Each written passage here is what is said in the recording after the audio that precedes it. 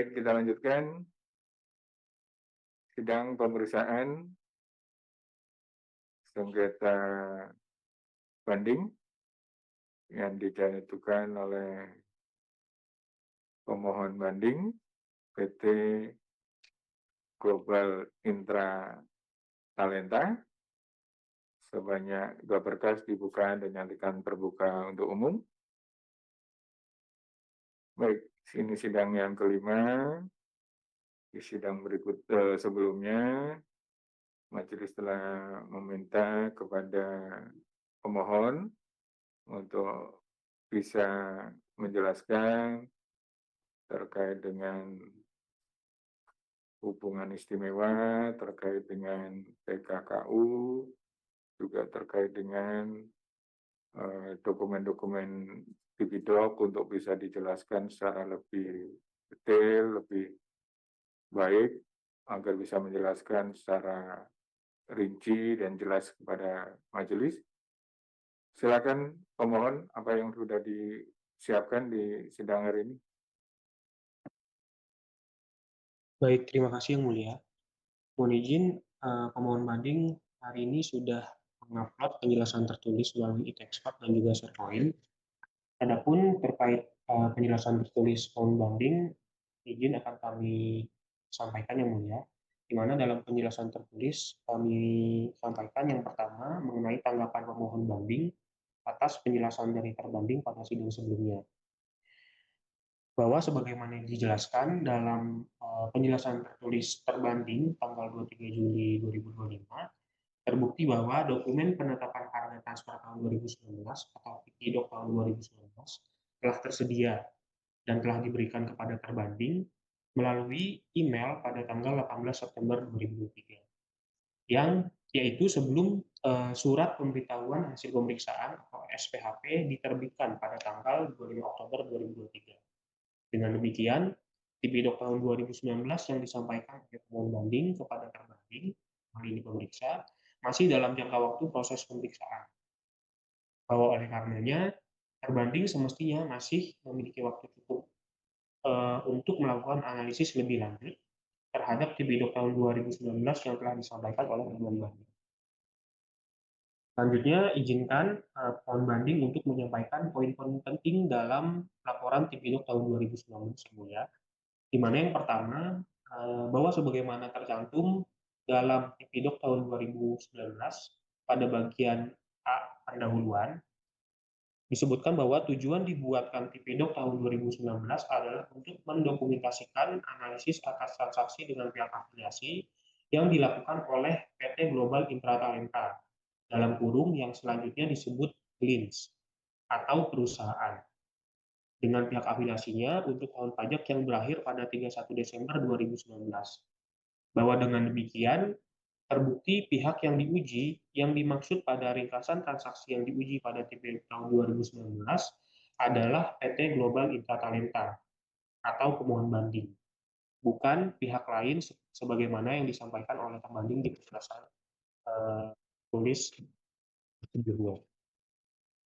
Kemudian yang kedua, bahwa transaksi afiliasi yang terjadi dan diuji pada Tipidok tahun 2019 adalah transaksi pembayaran jasa manajemen oleh pemohon banding kepada GLINS Intern PTE Ltd. Bahwa hal tersebut menegaskan kembali pernyataan dari pemohon banding bahwa transaksi dengan pihak afiliasi yang dilakukan dan diuji dalam Tipidok tahun 2019 adalah transaksi pembayaran jasa manajemen dan bukan transaksi terkait dengan peredaran usaha. Bahwa oleh karenanya, koreksi terhadap nilai peredaran usaha dengan memperhitungkan kembali transaksi afiliasi adalah tidak tepat. Karena faktanya tidak ada penyerahan, baik itu barang maupun jasa, yang dilakukan oleh pemohon banding kepada pihak afiliasi yang harus diakui sebagai peredaran usaha sesuai ketentuan. Bahwa dalam laporan Tipidok, pemohon banding telah memberikan penjelasan mengenai analisa uji manfaat atau benefit test atas transaksi afiliasi berupa pembayaran jasa manajemen, yaitu terdiri dari skop pekerjaan berupa financial reporting, marketing services, dan juga usage of technology. Bahwa berdasarkan pemilihan metode harga transfer dan juga analisa harga transfer, Metode yang dianggap paling tepat adalah metode NMM atau Transactional Net Margin Method dengan analisa pada tingkat margin laba operasi yaitu Return on Total Cost. Bahwa data atau informasi yang digunakan adalah data dan informasi yang tersedia pada saat dilakukannya transaksi afiliasi. Dalam hal ini, pemohon banding telah menyiapkan laporan keuangan proyeksi untuk tahun 2019 yang telah tersedia pada akhir tahun 2018 sebagai dasar pengujian. Bahwa dalam Tipidok tahun 2019, pemohon banding telah mencantumkan hasil pengujian dengan menyatakan bahwa margin pihak yang diuji masih dalam rentang interkuartil data pembanding dengan menerapkan metode TNMM. Bahwa dalam mencari perusahaan pembanding yang independen sebagai penerapan metode TNMM, pemohon banding menggunakan database TB Catalyst yang jelas. Di mana untuk menghasilkan perusahaan pembanding sesuai dengan pemohon banding untuk menerapkan metode TNMM tadi telah dilakukan penyeleksian manual yang meliputi pertama menilai kesebandingan produk perusahaan pembanding dengan pemohon banding, yang kedua menilai kesebandingan fungsi perusahaan pembanding dengan pemohon banding, yang ketiga signifikansi tingkat rata-rata R&D di atas 3% dengan penjualannya, yang keempat kelengkapan laporan keuangan, yang kelima indikator tingkat laba negatif yang dimiliki oleh perusahaan pembanding, dan kelengkapan informasi lainnya. Bahwa merujuk pada hasil analisis pencarian data pembanding, didapatkan tentang kewajaran perusahaan pembanding dengan menggunakan indikator tingkat margin laba operasi dengan menggunakan rasio return on total cost selama 3 tahun, yaitu 2016 sampai dengan 2018, sebagai penerapan metode TNMM. Dengan rincian perusahaan pembanding yang diterima, diantaranya ada Recruit Holdings, Trustech, N-Japan, S-Pool, PRTR Group, Win-Win Supply Company, dan juga 6M Trading Service Twin Stock Company. Bahwa selanjutnya mohon izin yang mulia, pemohon banding juga akan memberikan tanggapan atas alasan terbanding tidak mempertimbangkan data pembanding pada Tipidok tahun 2019. Sebagaimana tercantum pada halaman 3 penjelasan tertulis terbanding pada tanggal 23 Juli 2025, terbanding tidak mempertimbangkan data pembanding yang digunakan pada Tipidok tahun 2019 dengan alasan bahwa perusahaan data pembanding dianggap tidak masuk dalam populasi data pembanding yang potensial berdasarkan subsidi kriteria. Bahwa berdasarkan tabel yang disampaikan oleh terbanding pada penjelasan tertulisnya, terbanding tidak memberikan penjelasan yang spesifik dan terperinci mengenai alasan tidak diakuinya data pembanding yang digunakan dalam pengujian Tipidok tahun 2019. Oleh karena itu, pemohon banding memohon kiranya melalui majelis hakim terbanding agar dapat memberikan penjelasan yang lebih jelas, terperinci, dan dapat dipertanggungjawabkan terkait dengan alasan penolakan terhadap data pembanding yang dimaksud. Selanjutnya, izinkan pemohon banding untuk menyampaikan tanggapan atas data pembanding yang dijadikan sebagai dasar perhitungan kewajaran oleh terbanding. Bahwa pemohon banding tidak setuju dengan perusahaan-perusahaan pembanding yang digunakan oleh terbanding dengan alasan bahwa scope of business yang tidak comparable dengan pemohon banding, serta terdapat pula perbedaan dengan core business pemohon banding yang berfokus pada penyediaan tenaga kerja dan pengembangan karir secara langsung. Lebih lengkap terkait dengan alasan pemohon banding tidak setuju dengan data-data pembanding oleh terbanding, kami cantumkan pada tabel di halaman 9 ini. Bahwa selain karena perbedaan scope of business antara perusahaan-perusahaan data pembanding, terbanding juga semestinya mempertimbangkan faktor startup krisis yang dialami oleh pemohon banding pada tahun 2019. Mengingat kondisi tersebut adalah tidak wajar apabila pemohon banding harus mengikuti tingkat laba yang ditunjukkan oleh data pembanding yang digunakan oleh pembanding yang mencatat keuntungan sangat tinggi, yaitu 16,18%, yang tentunya tidak mencerminkan kondisi keuangan pembanding pada tahun 2019. Bahwa berdasarkan seluruh penjelasan pemohon banding ini, maka dasar atau alasan terbanding melakukan pengujian penerapan prinsip kewajaran dan kewajiban usaha atas transaksi penjualan pemohon banding kepada pihak ketiga dan kemudian menetapkannya menjadi koreksi peredaran usaha atas penjualan kepada pihak afiliasi adalah tidak benar, tidak sesuai dengan fakta, dan tidak sesuai dengan ketentuan perundang-undangan yang berlaku, dan oleh karenanya harus dibatalkan. Selanjutnya yang kedua, mohon izin pemohon banding untuk menyampaikan penjelasan terkait dengan pertanyaan majelis hakim yang mulia mengenai gambaran umum siklus bisnis dan juga tingkat kompetensi yang dihadapi oleh pemohon banding. Yang pertama terkait dengan siklus bisnis pemohon banding, bahwa sejak didirikan pada tahun 2018, pemohon banding dalam hal ini PT Global Intra Talenta telah menjadi bagian strategis dari Glins Group yang berlokasi di Batam dan memiliki peran penting dalam mendukung misi Glins Group untuk memperdayakan pengembangan talenta dan karir di kawasan Asia Tenggara dengan jangkauan regional di 5 negara yaitu Indonesia, Malaysia, Vietnam, Singapura, dan Taiwan. Bahwa dalam menjalankan kegiatan usahanya, pemohon banding menyediakan tenaga kerja kepada customer independen melalui perantara Glins Intern PT Ltd sebagai pihak afiliasi. Bahwa industri jasa penyediaan tenaga kerja pada umumnya beroperasi dengan model bisnis yang menghubungkan pemberi kerja dengan talenta yang disalurkan, sekaligus mengelola fungsi administrasi sumber daya manusia, termasuk penggajian, tunjangan, serta pemenuhan kewajiban kepatuhan terhadap regulasi ketenagakerjaan.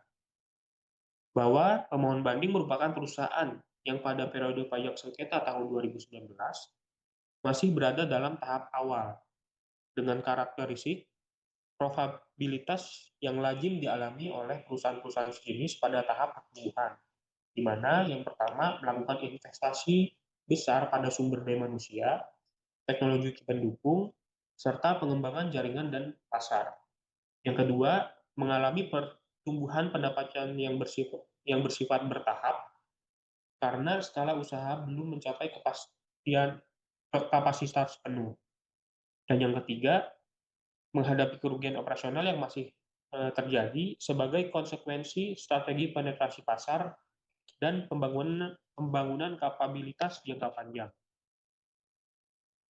Kemudian, berdasarkan data keuangan tahun 2019, pemohon banding mencatat margin laba bruto sekitar 26,39%, yang mencerminkan potensi kesehatan bisnis dari sisi margin kotor. Namun demikian, pada periode yang sama, pemohon banding mengalami kerugian operasional sebesar 857 juta sekian, yang sepenuhnya merefleksikan tingginya investasi operasional awal dalam rangka membangun kapasitas dan infrastruktur usaha. Bahwa kondisi tersebut sejalan dengan kewajaran dalam perkembangan perusahaan startup di industri jasa serupa, di mana kerugian operasional pada tahap awal merupakan bagian dari strategi pertumbuhan jangka panjang dan tidak serta-merta menunjukkan ketidakwajaran harga atau laba dalam konteks prinsip kewajaran dan kelaziman usaha.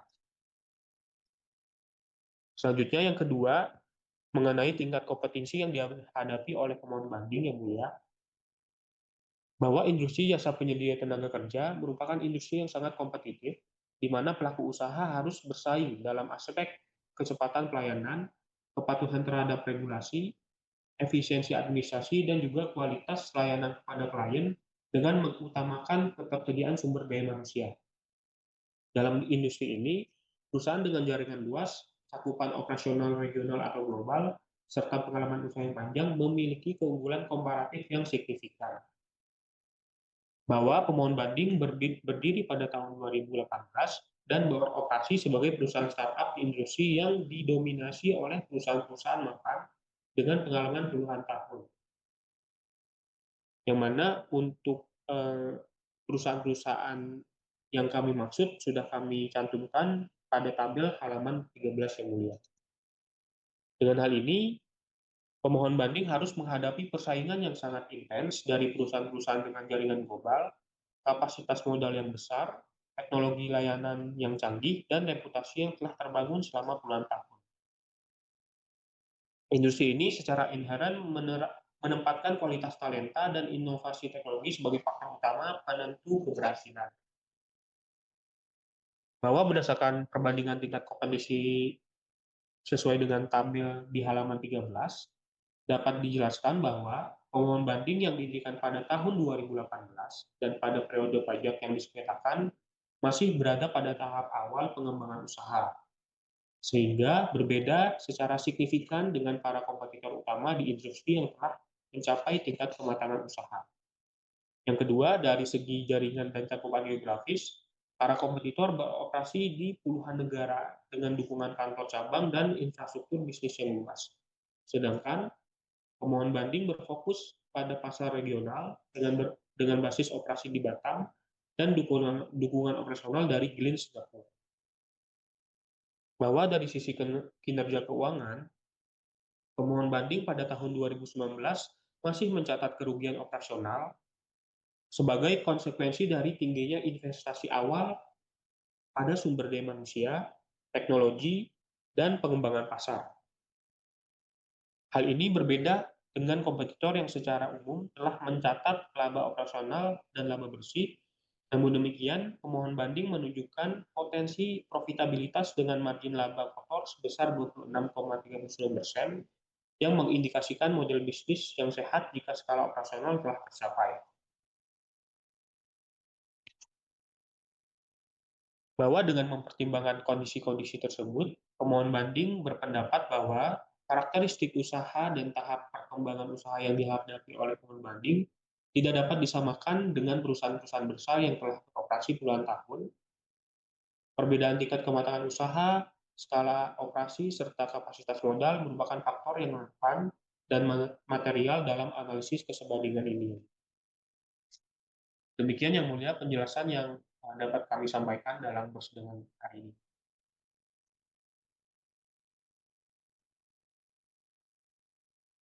Baik ya, sudah dijelaskan secara detail oleh pemohon dan berdasarkan catatan majelis di sidang hari ini juga majelis meminta untuk berbanding menyampaikan tanggapan dan bukti yang telah disampaikan oleh pemohon sebelum sidang hari ini ya. Ada yang mau disampaikan sudah disiapkan atau mau sekaligus penjelasannya menanggapi apa yang dijelaskan oleh pemohon di sidang hari ini atau seperti apa? Silakan terbanding. Ada yang mau disampaikan? Baik, terima kasih Yang Mulia. Atas penjelasan pemohon pada hari ini akan kami tanggapi secara tertulis di sidang berikutnya. Untuk penugasan dari untuk penjelasan tertulis yang disampaikan oleh pemohon pada sidang sebelumnya akan kami tanggapi hari ini dan sudah kami sampaikan di SharePoint Yang Mulia. Izin untuk membacakan pokok-pokoknya saja Yang Mulia. Ya, silakan.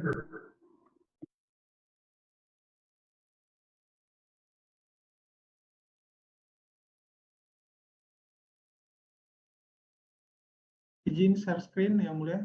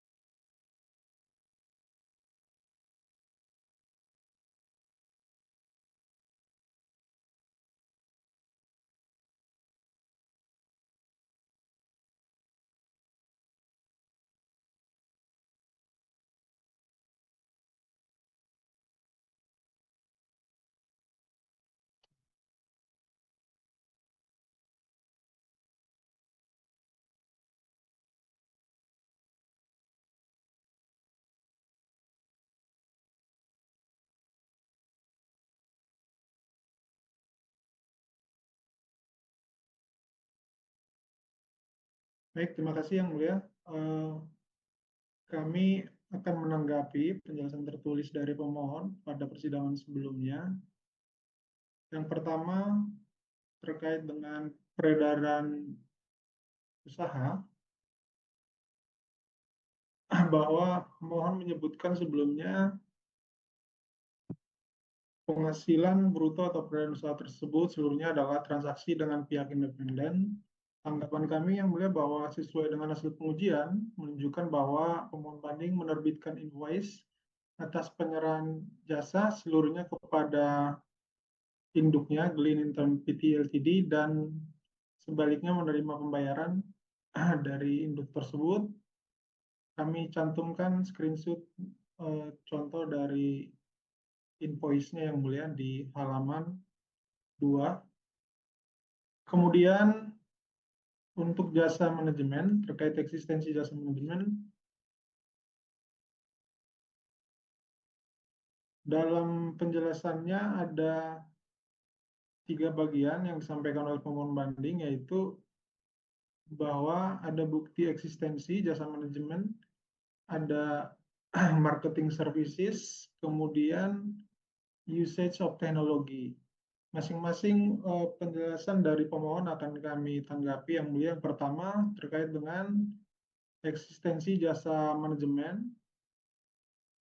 Berdasarkan penelitian terbanding atas dokumen yang telah disampaikan pemohon pada persidangan sebelumnya, terbanding berpendapat bahwa kegiatan dalam rapat meeting tersebut bukanlah jasa manajemen, melainkan bagian dari tanggung jawab rutin induk usaha dalam memastikan kelancaran operasional keuangan seluruh entitas di bawahnya.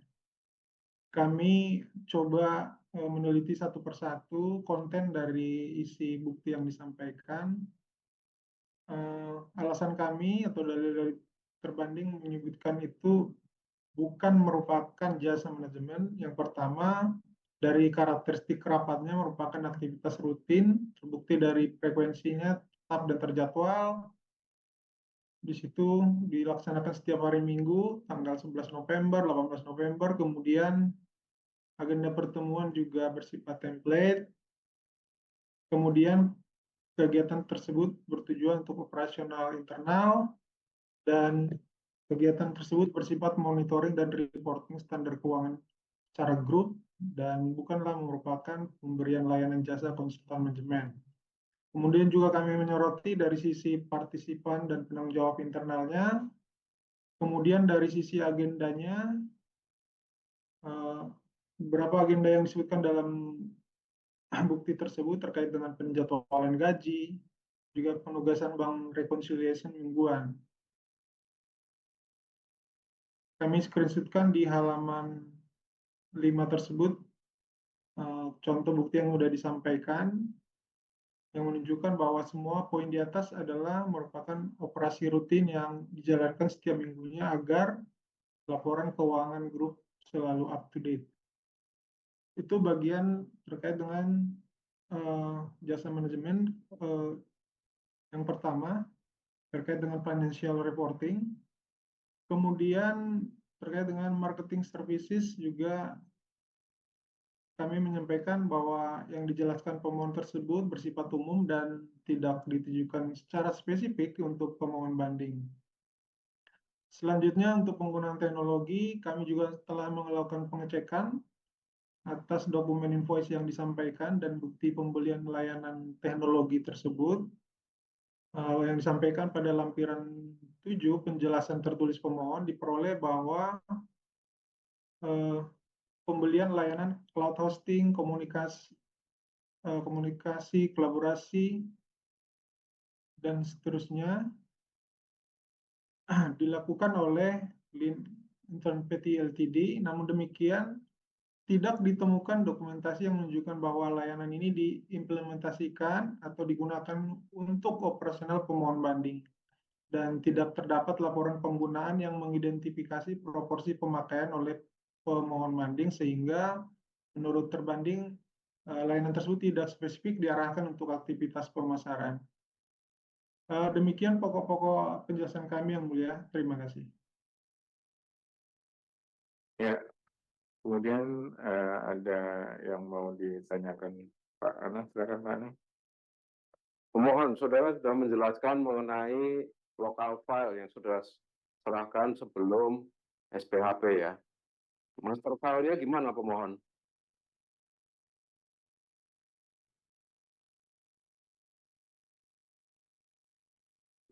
Saudara buat nggak master file-nya? Mohon izin Yang Mulia, terkait dengan master file akan kami cek terlebih dahulu Yang Mulia. Ya, dikasih nggak waktu pemeriksaan? Kami konfirmasi terlebih dahulu dengan wajib pajak yang mulia. Ini kalau mau saudara konfirmasi, majelis juga sekalian kalau gitu, karena dalam master file itu ada laporan konsolidasi kan. Baik Ya, yang mulia. saudara berikan laporan konsolidasi dari pemegang saham nih, ya, mohon ya. Baik yang mulia. Majelis, ini kan yang memberikan jasa adalah pihak yang di Singapura ya, pemegang saham ya. Terkait dengan jasa manajemen benar yang mulia. Ya. Majelis mau lihatlah laporan keuangan konsolidasi. Kalau saudara Baik. buat master file ya, master file-nya juga gitu ya. Tapi kalau nggak ada ya apa yang mau diminta? Makanya majelis tanya dulu, apakah master file-nya itu juga sudah diserahkan waktu di dalam proses pemeriksaan ya. Sekarang saudara jelaskan tadi hanya yang lokal file pemohon ya. Itu ya pemohon ya. Baik yang mulia. Ya.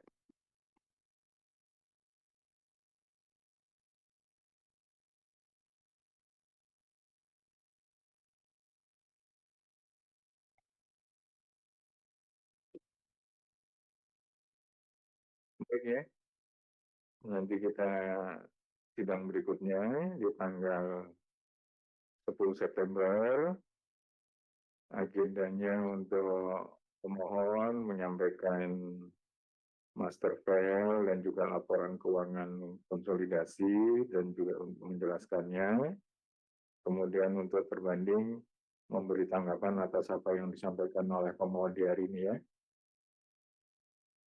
Bisa dipahami para pihak? Baik yang Baik, sidang kita lanjutkan tanggal 10 September 2025. terima kasih yang mulia.